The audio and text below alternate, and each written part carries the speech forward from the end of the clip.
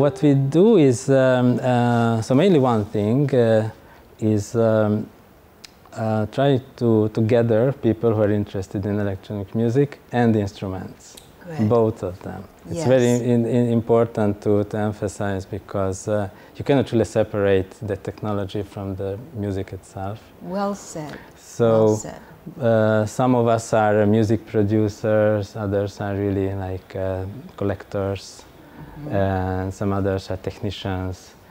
So we have from time to time some gatherings, some workshops, and we usually have these so-called big events. The next one will be in next February. So it will be an exhibition, and during the daytime, and in the evenings we will have some concerts and also some workshops. So we had a big event last time, and Jean-Michel Jarre, he was kind enough to host it, I would say, not physically, but he sent us a message, as hopefully you will do as well. So, and this is a great opportunity for us to have this very short interview with you and chat about a couple of things, mostly, I would say, some your personal opinion about the technology, music, your career, and of course we would share this discussion with our members and with the whole community. And if you will be kind enough to virtually open this exhibition, that would be wonderful. So this is the purpose of this short interview. So, well, I would like to start with a very, I would say, a generic question. So, in the last 50 to 60 years, the electronic music technology and the instruments changed a lot. So my question is, what do you think, what kind of impact did it have on the musicians, on the artists? Do you, for example, see an electronic musician or a sound designer differently right now than 20 years or 50 years? Does it mean to be different to be a sound designer, in the 70s, 80s, or right now? I don't think that it's changed a lot in the 50 years. I think we've recognized the consistencies over time. We've distilled an understanding that these instruments are have basic components, oscillators, filters, envelope generators, sequencers, and so forth, but those can be very varied. So we also know that it's an instrument that has no specific design. It's moving because technology is alive. Some of the concepts that I care about, that I got from Buchla, I'm still looking to see implemented. One is the spatial control of sound, the movement of sound, because electronic sound is basically monophonic. It doesn't exist in its acoustic space. It comes from an electronic delivery. And so it's the only type of sound that can generate spatial movement while it's being created. So this is important because it's integrated with the rhythm of the music. You can move it rhythmically. That's really special, and I, Do you see it solved any soon, like this? I mean, so technically I think it's not a very big issue to have multiple speakers, so to say multiple channels, but as a musician, how would you approach that problem? I mean, I guess you would need some very nice controllers for that to place the sound somewhere in the sound field, or I don't know. Yeah, the basic concept of electronic music is voltage control. Yes. So that's so simple. We know that in order to move the sound, we need voltages, and we need to have the module that allows us to put in a control voltage and move the sound. And it's very different from, currently we have a fascination with spatial sound, multi-speakers. But it's not so much about movement, it's about placement. Right. And yeah, and electronic music, or the type of music that we're talking about, which is modular, can move rhythmically. It's not about placement so much. It's not about putting a sound here. Yes. It's about keeping the sound alive. It's one more parameter. The same way, you know, we all think in parameters. What are the parameters? What's the volume? What's the pitch? What's the timbre? What's the placement? And not only is it location, but it is distance. Okay, I see. So in the early days, we had voltage-controlled reverb. Don Buchla made a spring reverb, and you could move the sound close and far away on a beat. You know, dum dum dum dum, and you could make a virtual, imaginary space. So we still need that too. So what do you think? I'm asking your personal experience, personal opinion. What is more important in making such a music, a technical knowledge of the instrument or the artistic? Because I'm asking because you know, everybody knows that you have been working with Buchla, you know, lots of details about how the instruments work. But what do you think, are these both components equally important, or could somebody with a little bit less technical knowledge make equally, you know, nice or artistic music? If you know what I mean. So I do know what you mean, and I don't think it's technical. I think that it's a collaborative medium. You have the engineer, and you have the, you know, and what Buchla taught me was that there's the inside of the machine and the outside. My domain is the outside. His domain is the inside. Yes. But you need to work together and have a conversation so that you get what you need on the outside and it's implemented on the inside. So that's a concept that's very useful. I'm so tired. Okay, it's no problem. We can even have a break if you wish. But That's okay. No, if I could just remember the question long enough no, it to was answer great. it. It was great. Yeah. What was the question? I mean, so this was really a question. So if you know a lot enough about the technical workings, how the instrument works, is it necessary to make great music? So, and what is the proportion of the artistic value and the technical knowledge? Okay, so you know, my idea is that it's a relationship, right? You get to know the machine the same way you get to know a person. So you have a relationship with the person, and you know, sometimes you never understand the operating system of that other person. It's right. Yeah, that's true. That's true. But you know, but you learn how to interact with the person. How to interact and how to take feedback. You know, how to listen and how to talk, and how to get in relationship. And it takes time, and it's fun. You know, those machines. This is not a new idea. I mean, we do anthropomorphize the machines because, you know, they're alive. They talk. They have blinking lights. They're warm. They have spirit. They have spirit. They do things. So it's really a wonderful thing, because when you get, why it's so much fun is that I play the piano. I know if I play a key, I'll get a sound. But when I play the Buchla, it gives back to me on many dimensions. So I give it a specification, maybe this amount of randomness for timbre, this amount of randomness for location, this amount. And it does what I can't do. It can play much faster than I can play. And do more things than I could do if I were just getting one, you know, response for every. So the world of instruments up until now has been that. You know, it's been I do one thing and I get one thing, and it's very deep. I mean, they're all infinite, right?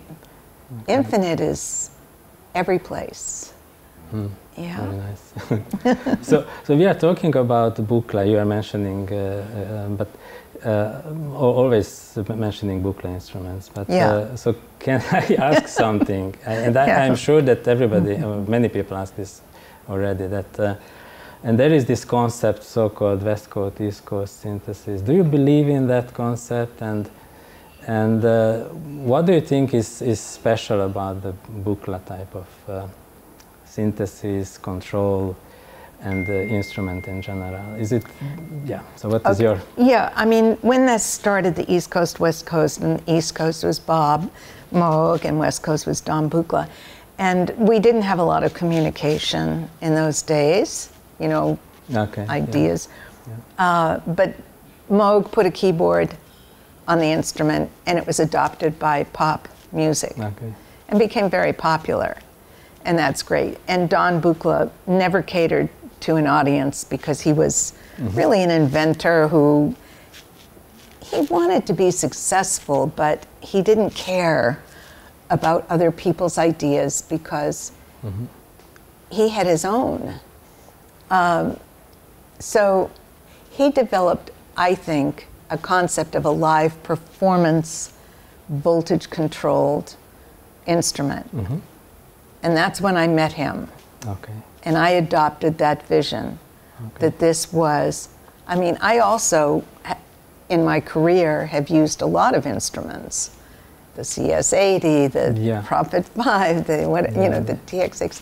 But I developed an approach through Buchla, which was non-keyboard, voltage-controlled control of the sound. It's a compositional tool.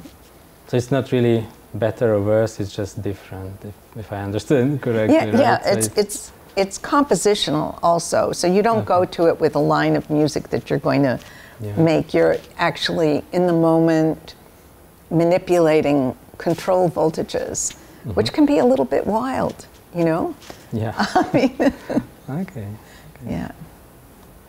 So I have a next question, a completely different topic. So I'm not sure if I'm right if I say that you take inspiration from nature in a lot of your music, especially from, you know, from the CD album 7 Waves. And I'm not sure if it's true, please confirm that. And if yes, could you elaborate in what form, or do you still get inspiration from nature today? Yes, I mean, it's no secret that the ocean is a very big inspiration for me. The sound of the ocean, the rhythm of the ocean, the infinity of the ocean. You know, there's so many spiritual dimensions of that huge palette of space. So even today when I start a concert, it comes out of the ocean. The Buchla is really good at making ocean sounds. And it's funny because it's a simple thing you need. You need a bandpass filter that can, you know, take a control voltage and plunge it and bring it up, the way a wave. And that's, a lot of current synths don't do that. Even the 200E, the filter, the new filter on the 200E, didn't go down. I had to have a clone made of the 200 filter. What's it, the 291. So, you know, it's the tools that help you to express the things you want to express, but you need them. And for me, you know, nature, the other thing, inspiration I get from nature is randomness. You know, nature, if all the trees had the same leaves, we would not be happy. But there's some relative, you know, amount of randomness that makes it alive. So I'm into, you know, controlled randomness, the same way nature is. So you mentioned this ocean wave simulation. So do you strive for, you know, replicating as authentic as possible, or, you know, just to make a sound which sounds good? Yeah. Well, sometimes people would actually always think that I had recorded the sounds. Okay. Because there was a lot of ideas about sampling. People think that you sample. And so they just assumed that those were samples of the ocean. And I would say, what? Yeah. I'm not sampling the ocean. I don't sample anything. No, for me it doesn't have to, I don't try to be exact. I just go in the spirit of the ocean. I used to be able, in 7 waves, you know, all those pieces are connected by wave sounds. And each wave sound is specially designed to go with that, the energy of that piece. So it's different, okay. Yeah. I need to get to listen again. Yeah. Okay, good. So I must ask you something. It's a completely different topic. So in your career, you not only have been working as a musician, but also as a sound designer. Everybody knows the story about the Coke advertisement, and there is one particular job, the pinball industry, xenon, the xenon thing. You know that I have to say that we have that pinball machine in. So there is a museum of pinball museum in Budapest, and we have that machine. Oh, it's just great. Fun for you. If you don't have anything better to do, you could visit it.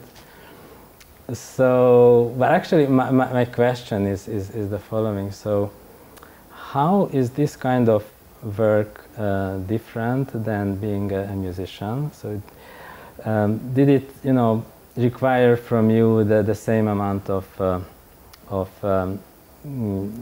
commitment, or do you think this kind of sound design is just a job? So could you compare your approach, your personal approach to this? I think it's a completely 2 different kinds of activities, you know, like making music as an artist or making some very practical thing as a subcontractor or something like that. Well, I worked as an artist when I was doing sound design. In other words, I was completely independent and could do whatever I wanted, because nobody understood what I was doing anyway. So, you know,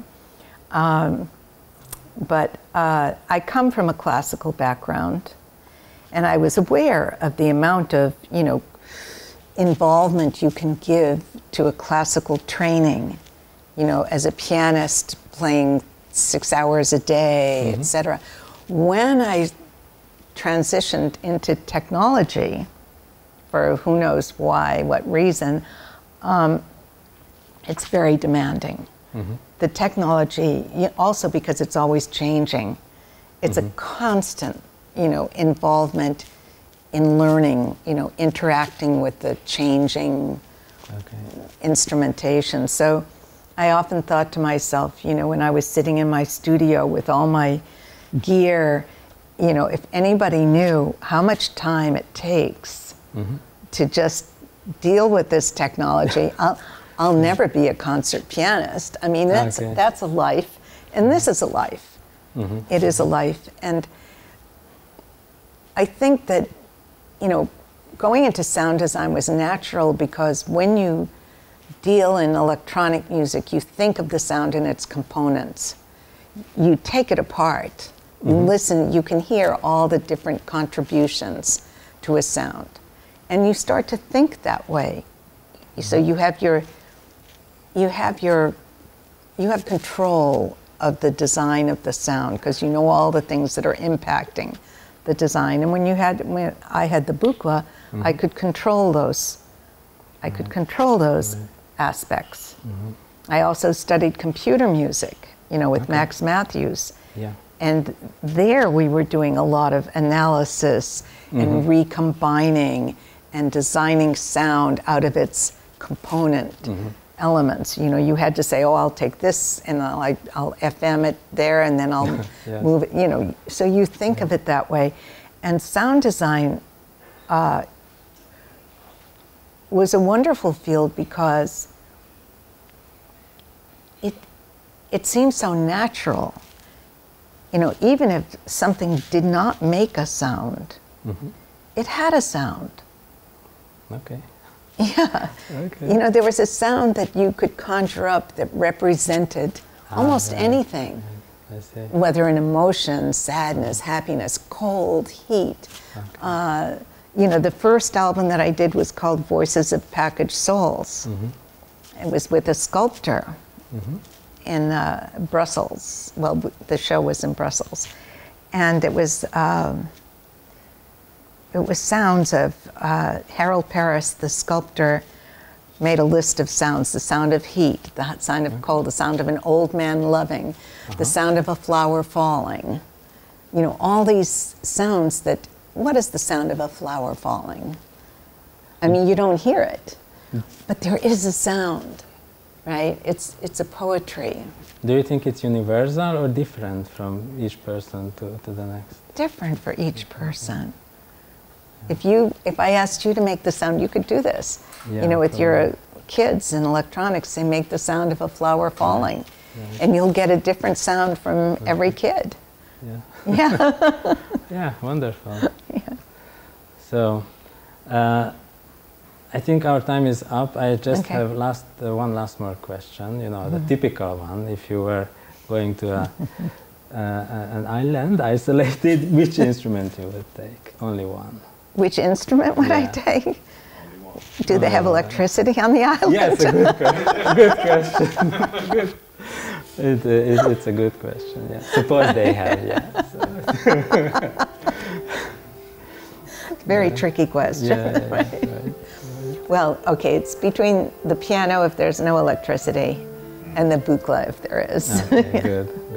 Okay. That poor island. Right. We have solar, you know, solar energy, solar solar electricity. energy, then we can- yeah, and 4 speakers at least, right? So thank you very much, Thank Suzanne, you. for the interview.